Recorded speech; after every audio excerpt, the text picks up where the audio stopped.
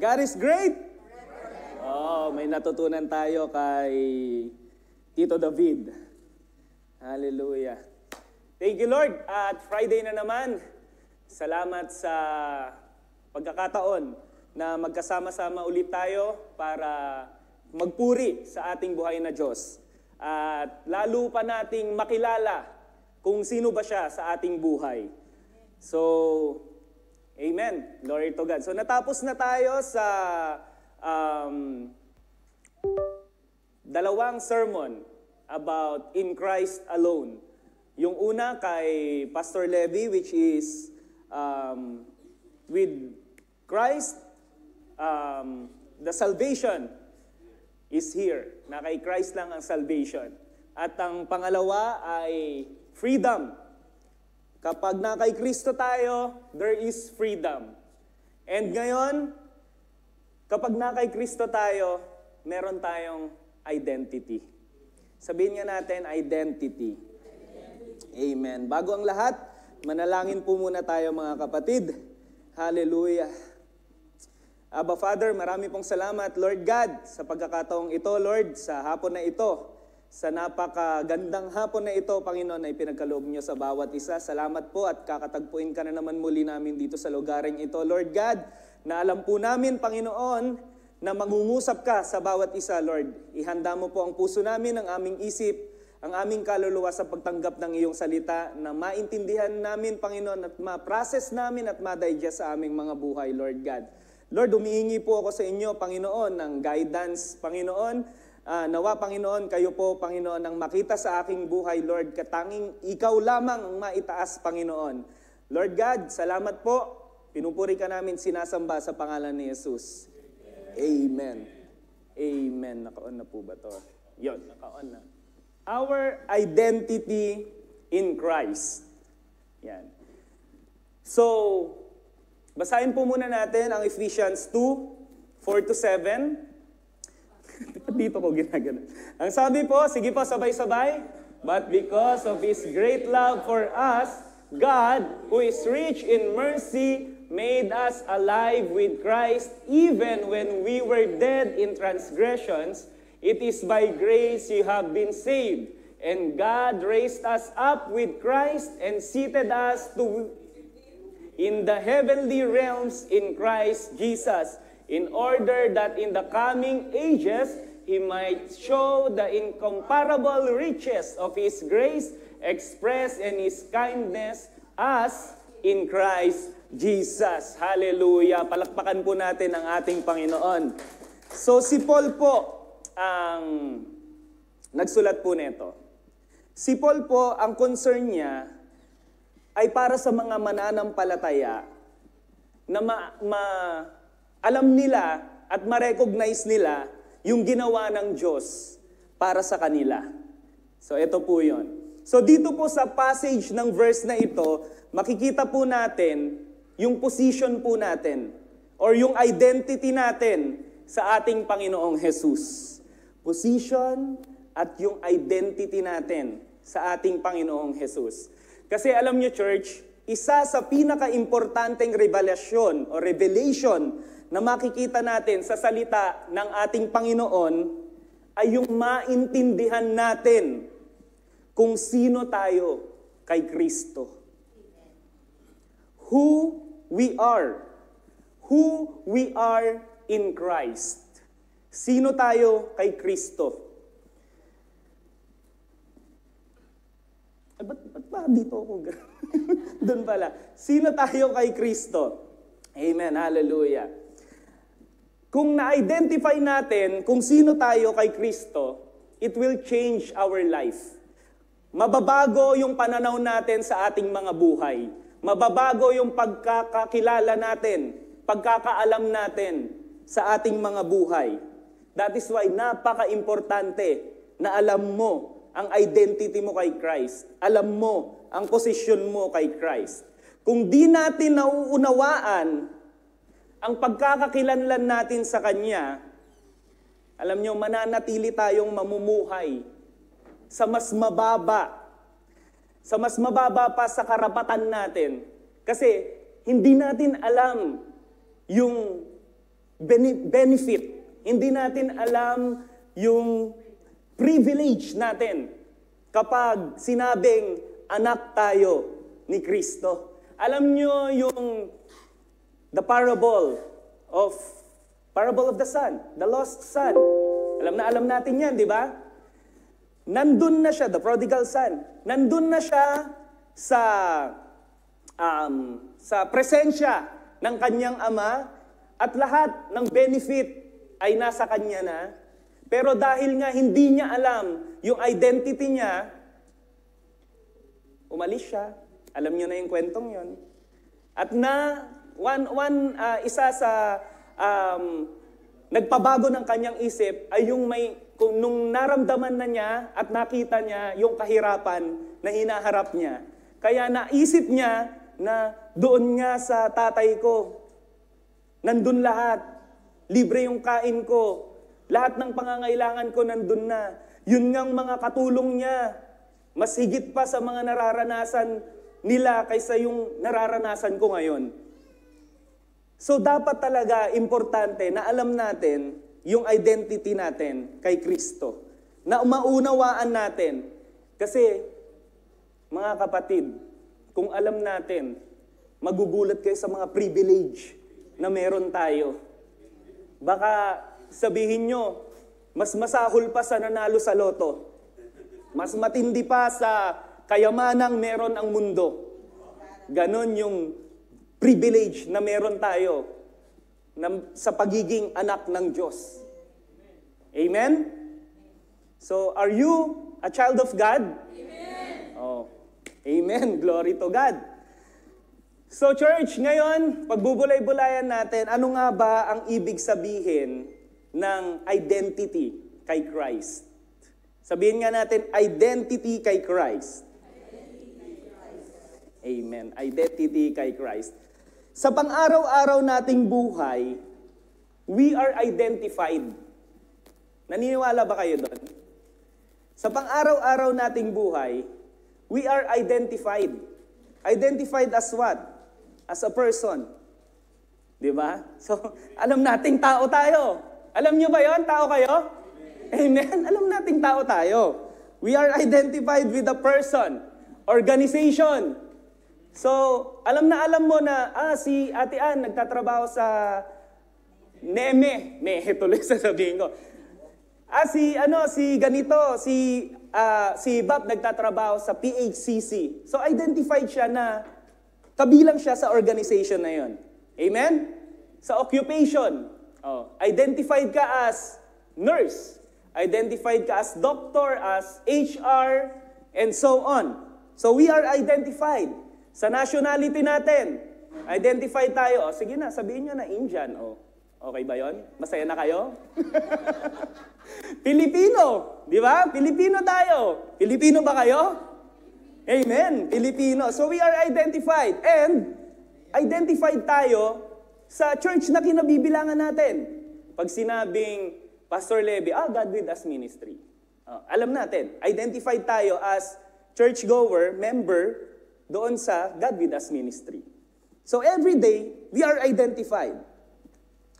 Pero church, hindi lang physical realm yung meron tayong identity. Kahit sa spiritual realm, meron tayong identity. Amen? So alam niyo church, sabi sa Galatians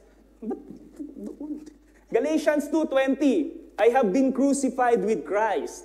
It is no longer I who live, but Christ who lives in me. And the life I now live in the flesh, I live by faith in the Son of God, who loved me and gave Himself for me. Hallelujah! Pinapalakpakan yung salita ng Diyos na yon. Amen! Sabi sa salita ng Diyos, hindi lang tayo namatay kasama ni Kristo. Nabuhay rin tayo kasama niya. Naniniwala ba kayo doon? Yun. Amen. Kasi kung hindi tayo naniniwala doon, mabaho na dito. Amoy mga patay na dito. Amen? So, kasama niya tayong nabuhay. Sabi nga dito, alam niyo, sabi sa Ephesians 2:4-7. Hallelujah. So sabi sa passage na ating nabasa, church, balik tayo. Gumagana pa rin naman. We are seated with Christ in heavenly places. Kasama natin ang Diyos in heavenly places. Kaso nga lang, church, unfortunately, may mga Kristiyano na nagkakaroon ng identity crisis. Sabihin nga natin, identity crisis. Ano nga bang identity crisis? Identity crisis is a normal part of the human experience. As we all go through periods of questioning who we are and what we want in life. Sometimes ganyan, lalo na dun sa mga kapatid natin na nasa rurok na ng pananampalataya, sometimes nagkakaroon tayo ng identity crisis. Ano nga ba ang mga signs ng identity crisis?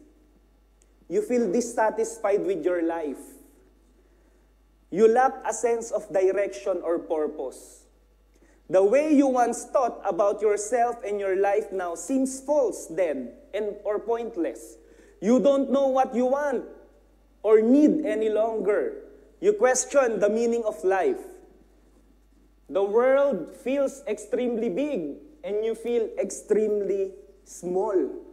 Nangyayari sa atin yan, in reality. Hindi natin pwedeng sabihin, hindi nangyayari sa akin yan.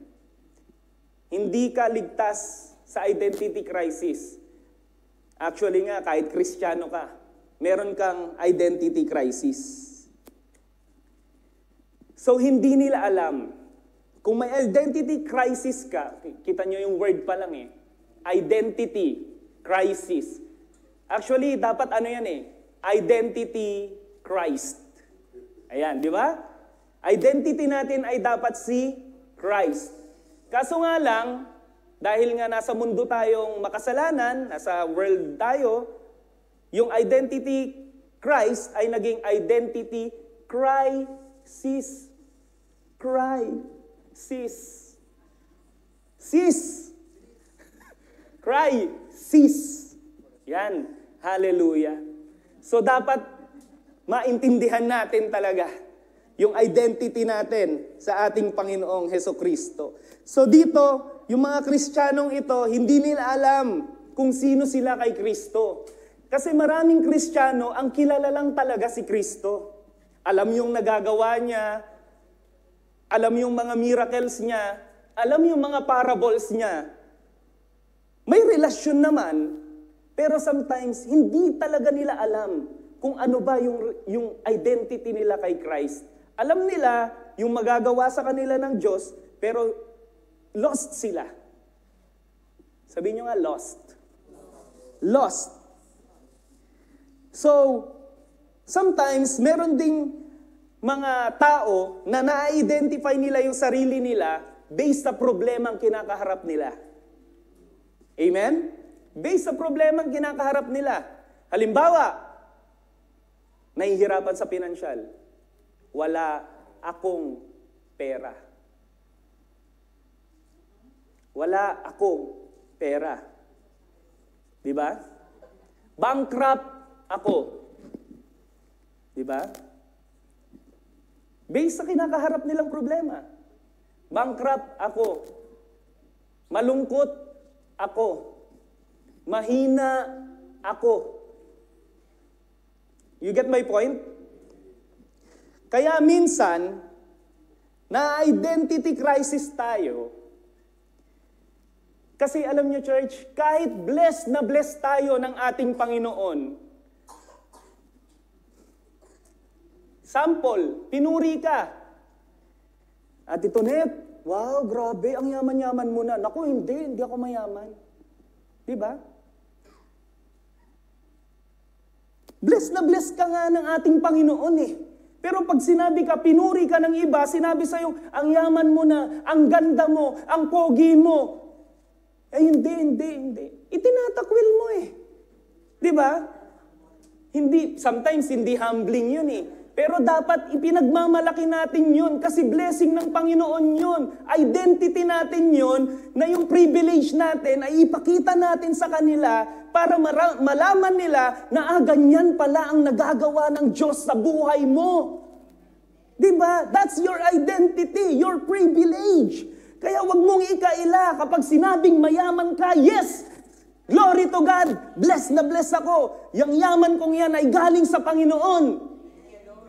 Yang kapugian kong yan ay galing sa Panginoon. Yung kagandahan kong yan ay galing sa... Dapat ganun taas noon na sabihin natin na galing sa Panginoon. Ipagyabang natin. Huwag natin i-humble down pa yung sarili natin. Hindi, iyabang mo na sa Panginoon. Galing yan eh. Diba? Para makita nila, talaga? Sige nga, Pastor Matt, ipakilala mo nga rin ako yung sinasabi mong Panginoon. Kasi gusto ko rin maging ganyan eh. Di ba? O di nakaakay ka pa ngayon. Hindi yung pakipot ka pa na, hindi, wala. Malit na bagay. Di ba? So dapat ipagmayabang natin kung anong meron tayo. Hallelujah. Amen? Yung iba, na-identify sa profession na meron sila. Di ba? Ganyan eh. Lagi mong maaalala yung identity niya sa profession na kinabibilangan niya. Example, lawyer si ano. Alam mo kaagad na lawyer. Lawyer si Kuya Joseph. Oh. Praise the Lord. Alam mo agad, di ba? Si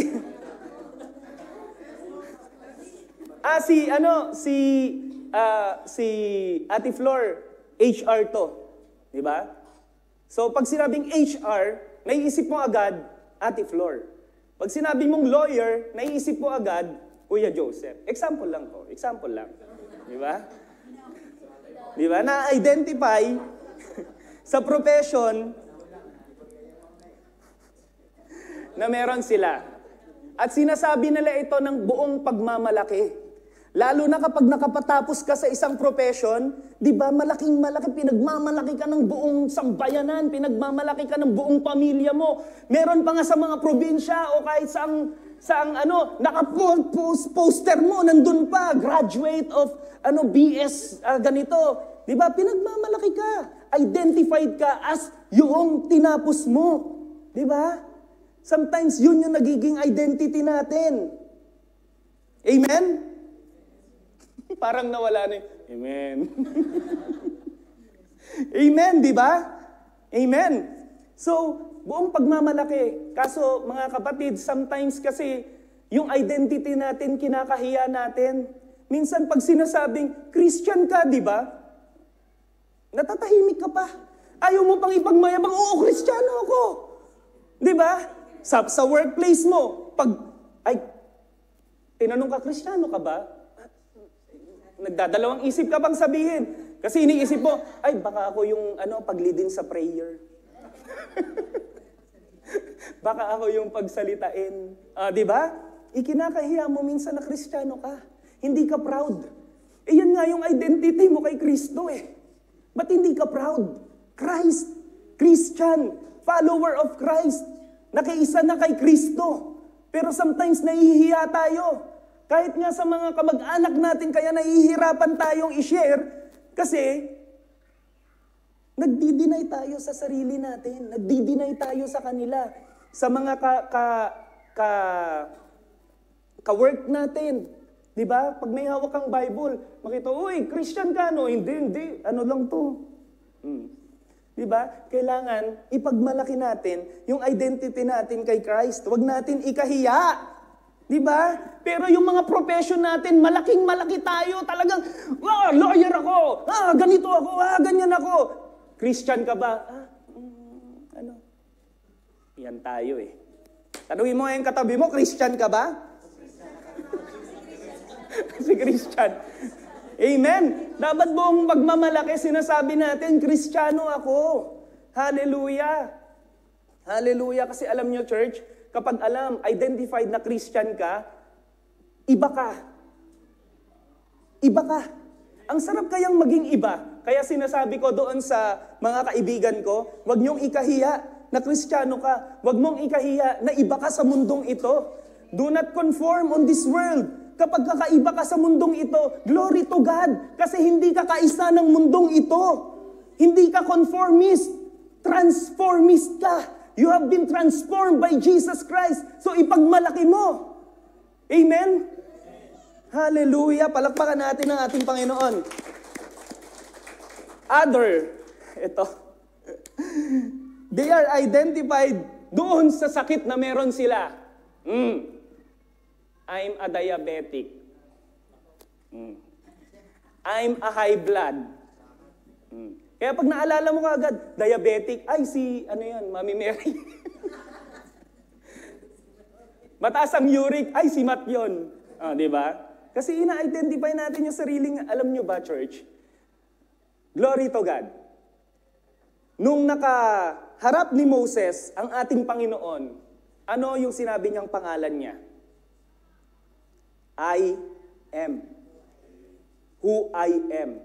Kaya alam niyo yung salitang I am, church? Declaration yan. Declaration kung sino ang Diyos sa'yo at sino ka sa ating Panginoon. Kapag sinabi mong, I am. Kapag sinabi mong, I am diabetic, parang declaration mo na, diabetic ang Diyos. Diabetic ka na rin. I am ganito. Diba? I am ganyan. Kaya yung salitang I am, watch out tayo sa paggamit ng salitang yan. Because you are declaring who God is in your life and who you are in God. Amen?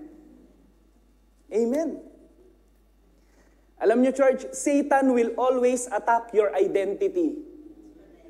Satan will always attack your identity. At nangyayari na sa mundong ito.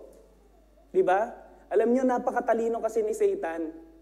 Sa kagustuhan niyang maging Diyos, lahat ng create ni God, ginagawa niya ng counterfeit. Lahat ng creation ng ating Panginoon, gusto niya maging siya din, gumagawa siya ng counterfeit, ng peke. Di ba? Amen? So search for it. Deception. Deceptive. Father of all lies. That Satan is. Diyan pa talaga. Kahit ayaw nang palipat po. Amen? Hallelujah. Alam nyo sa Genesis, church, isang example. Sa Genesis, sorry na. Wala pa pala. Alam nyo sa Genesis, church, tignan nyo ha. Sabi kay Eva ni Satan, eat this. Di ba? Sabi ni Satan kay Eva, eat this and you will be like God. You will be identity. You will be like God. So anong ginawa nila? Ganon? Magiging katulad ako ng Panginoon? O sige, kakainin ko na to. Kakainin na namin to. Pero hindi nila na-realize that they are already like God. Hallelujah! They are already like God. Hindi lang sila secure sa identity nila. Hindi na lang nila alam yung identity nila. Hindi sila aware, kaya nadaya sila. Kaya tayo, church, kung hindi tayo aware sa identity natin, madali tayong madadaya ni Satan. Kaya dapat alam na alam mo yung identity mo sa ating Panginoong Jesus. Hallelujah! Alam nyo, wala ngang kadala-dala si Satan. Alam nyo kung bakit? Hindi lang sa Old Testament niya ginawa yon. Kahit sa New Testament, ginawa pa rin niya yung strategy yun. Si Jesus Christ, di ba? Tinukso niya si Jesus Christ. Sabi niya, sige nga, kung anak ka talaga ng Diyos, gawin mo ngang, itong stone na to, gawin mo ngang bread. Sige nga. Siguro, sabi ni Jesus doon, hello, I am the Son of God. Alam ko yung identity ko. Walang if. Walang if. You are the son of God. Hindi. Kasi alam ko na ako talaga ang anak ng Diyos. Kaya, hindi natukso si Jesus. Kasi alam niya yung identity niya. Alam niya kung sino siya. Siya ang anak ng Diyos. Kaya dapat, church, ganun din tayo. Kung alam natin yung identity natin, tindigan natin. Tindigan natin. Ano pang sabihin ng iba na ganito ka, ganyan ka, ganun ka. Hindi. Alam mo dapat kung sino ka. I am a son of God. We are a children of God. Alam namin yan. So kahit ano pang attack ni Satan, kahit ano pang gawin niyang confusion, kahit ano pang ilatag niya sa harap natin, hindi tayo madadapa, hindi tayo madadaya. Dahil alam natin yung identity natin. Hallelujah! If you know who you are, you will not be deceived. Halimbawa, miyembro ka ng, Kuya Joseph, halimbawa, ikaw lang kasi nakikita ko ngayon, apple of the eye kita. Halimbawa, miyembro ka ng Bukas Kotse Gang. Halimbawa lang naman. Lawyer, tapos Bukas Kotse Gang. Halimbawa lang naman, grabe naman. Halimbawa, Kuya Joseph, kanina lawyer ka, ngayon Bukas Kotse Gang ka na. Halimbawa, miyembro ka ng Bukas Kotse Gang. Ayan, so, meron kayong mga FB group na nag-chat kayo doon. We are the member of Bukas Kotse Gang. May GC kayo, Kuya Joseph. Tapos ikaw yung pinakamagaling. Ikaw yung pinakamagaling na Bukas Kotse Gang. At kapag kailangan nila, ay ikaw yung unang sasabihan, Uy, Joseph, halika, may racket tayo. Merong ano doon, may Land Cruiser doon. Ang hirap buksan. 2024 model kasi bago lang. Alam namin magaling ka, ikaw na lang yung tumira doon. Kinabukasan, nakakilala ka kay Jesus. Naging Kristiyano ka. Amen? Hallelujah. Does it mean, hindi mo na alam magbukas ng kotse? Alam mo pa rin. Nung naging Kristiyano ka, does it mean hindi mo na alam yung kasalanan? Alam mo pa rin. Nung Kristiyano ka, does it mean hindi ka na makakagawa ng kasalanan? Hindi mo na kayang gawin yung kasalanan? Kaya mo pa rin gawin. Di ba? Kaya mo pa rin ba, Kuya Joseph? Amen. Kaya mo pa rin gawin. Di ba? So, when we become a Christian, we still don't forget how to sin. Alam pa rin natin kung paano magkasala. You still know how to sin. Pero alam nyo, church, glory to God. Kasi, ang blood ni Jesus Christ ay hindi tayo binigyan ng amnesia. Hindi tayo binigyan ng amnesia. Ang blood ni Jesus Christ, binigyan tayo ng bagong identity. Hallelujah! Palakpakan natin ang Panginoon. So, ibig sabihin, hindi mo nakalimutan na maging isang Bukas Kotse Gang, pero dahil nga nakilala mo ang ating Panginoong Yesus, wala ka ng desire para gawin yon dahil alam mo na kasalanan yon. Wala na yung desire mo sa mga bagay na yon kasi yung identity mo ay na kay Kristo na. Amen! Hallelujah! Parang ganito Dati manginginom ako. Amen. Tinatanggap ko yon. Kasalanan ko yon sa Panginoon. Doesn't mean ba nung tinawag ako sa ganitong pagkatawag, hindi na ako marunong uminom? Marunong pa rin akong uminom.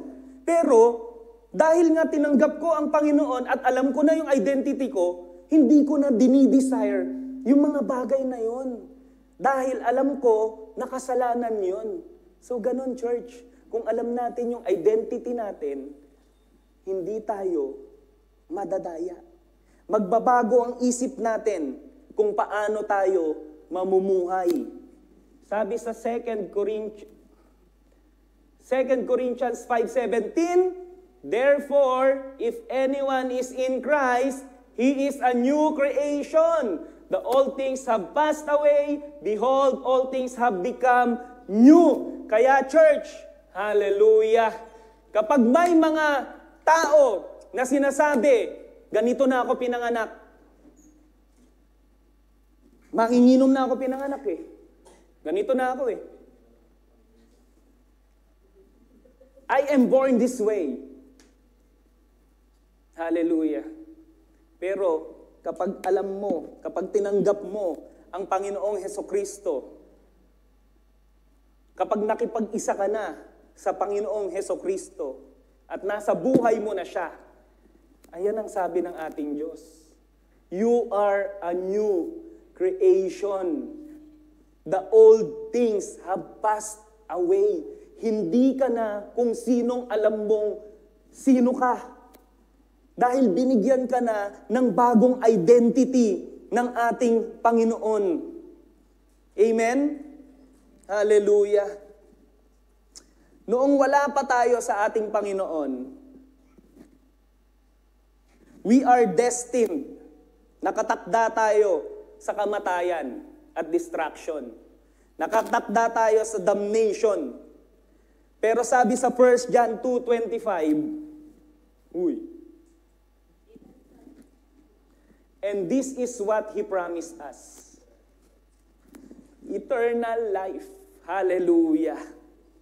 Yan ang pangako ng ating Panginoon kapag nakipag-isa tayo sa Kanya. We are now destined for eternal life. Kaya kapatid, sabihin mo sa katabi mo, magsaya ka. Because we are destined for eternal life. Noong wala pa tayo kay Kristo, itinakda tayo sa kawalan ng pag-asa. We don't have hope. Pagkasira, distraction, at kahirapan. Baka sabihin nyo, mahirap pa rin naman ako kahit Kristiyano ako.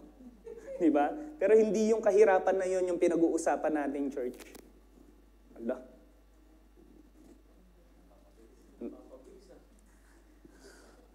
Wala pa.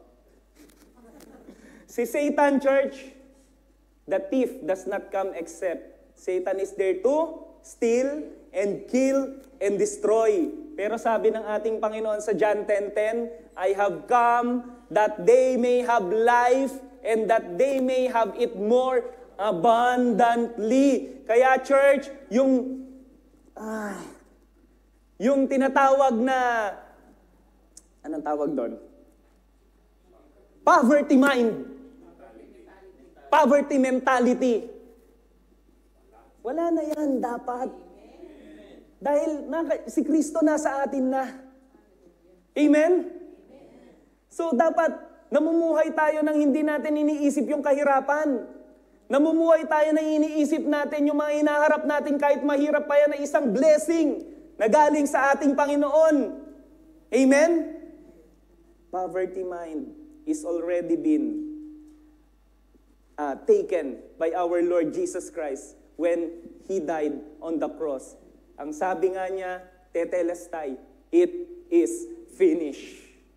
Lahat ito ay tapos na. Hindi mo na kailangang maghirap, hindi mo na kailangan danasin pa yung mga nararanasan ko dahil ito ay bayad na. Bayad na kayo. Amen?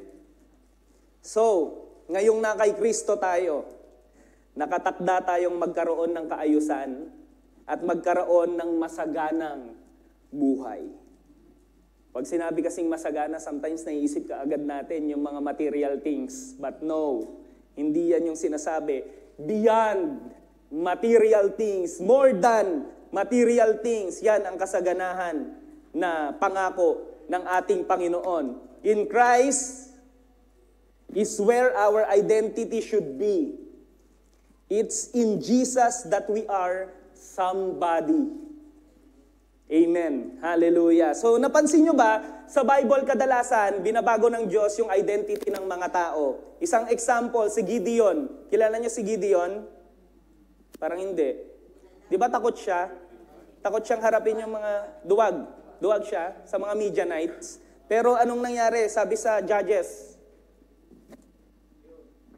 Wala pala. Sabi sa Judges 6:12, pumunta daw doon yung isang anghel, nagpakita kay Gideon at sinabi ng isang anghel, ikaw, magiting na sundalo, ang Panginoon ay sumasa iyo. Binigyan siya ng bagong identity ng ating Panginoon. Kung dati duwag siya, sabi ng Panginoon, hindi, magiting kang sundalo. Ikaw yan. So anong ginawa niya? Tinindigan niya yung identity niya sa ating Panginoon at niligtas niya ang Israel sa mga Midianites. Hallelujah. Isa pa, si Abram, di ba? Imposible kay Abram at kay Sarai na magkaanak.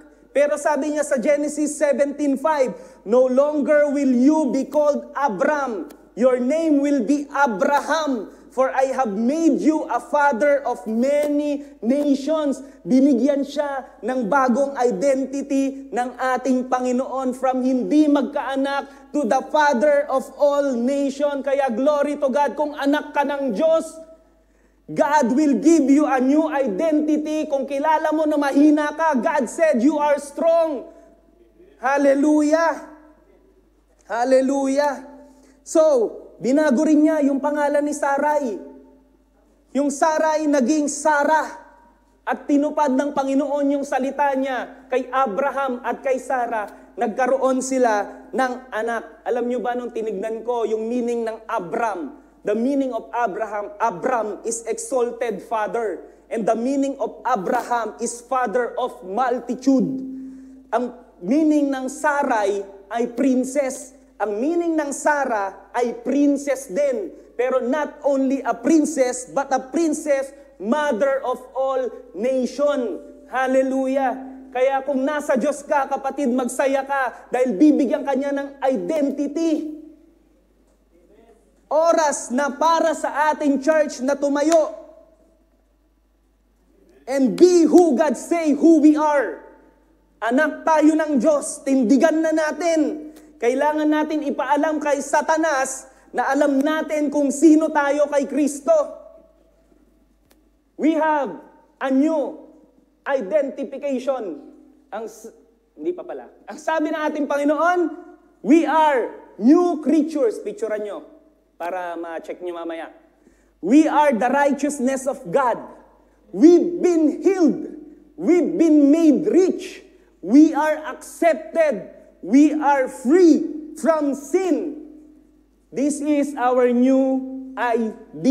Kapag nakiisa na tayo kay Kristo, instead of sinner, we are now called Christian. Instead of lost, we are now called found. Instead of enemy, we are now called friend. Instead of unrighteous, we are now called righteous. Instead of sick, we are now called healed. And instead of poor, we are now called rich. Hallelujah! Palakpakan naman natin ang ating Panginoon.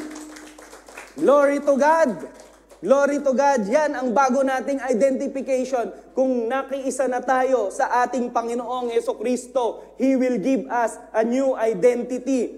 When you understand your identity in Christ, magiging matatag tayo and more stable sa ating Christian life. Our faith will work for us better. Ma-enhance ang prayer life natin, ma-enhance ang pagbabasa natin ng salita niya, at makakalakad tayo in a new level of authority. Glory to God. I am. Sabihin nga natin, I am. Alam nyo, ito, sabi ng ating Panginoon, my identity in Christ is, I am a child of God, filled the Holy Spirit, free more than a conqueror, adopted by God, never alone, forgiven, powerful, redeemed, sealed, made alive, blessed, under grace, loved, chosen, wonderfully made, transformed, empowered, chosen, healed, reconciled, called to God, free, strong in the Lord, under grace, accepted, a new creation, God's temple, an ambassador of Christ, free from condemnation, a citizen of heaven. Hallelujah! God's workmanship, a saint, a masterpiece, an overcomer, righteous, chosen, free, healed, rescued, treasured, justified, victorious, equipped, born again. Palakpakan natin ang ating Panginoon. Glory to God. Kaya mga kapatid, lagi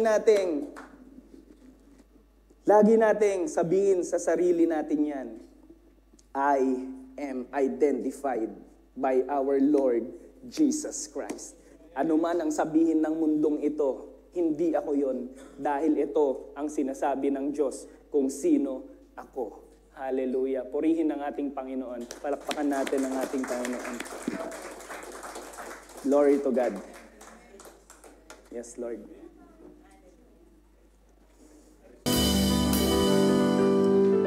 Yan po ang ating discussion question. Napakalinaw po, no? Sabi niya, noong wala ka pa kay Kristo, ano ang identity mo? Ayun, no? Maraming karanasan to na mabubunyag ngayong araw. Paano binago ni Kristo ang identity mo? Yon. So, gathering po tayo by threes. So sa atin